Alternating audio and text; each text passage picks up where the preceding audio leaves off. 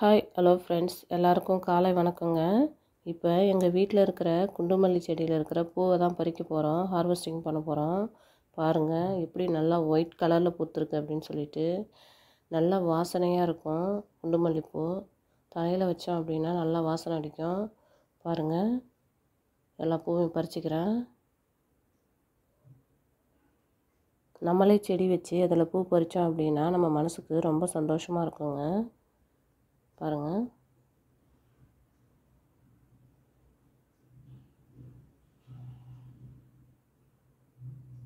மொக்கு நிறைய வச்சுருக்கு.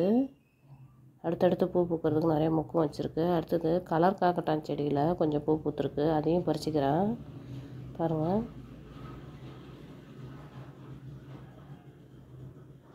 இந்த இடம் அதிக அளவு பூ பூக்கலை, கொஞ்சமாக தான் பூத்துருக்கு.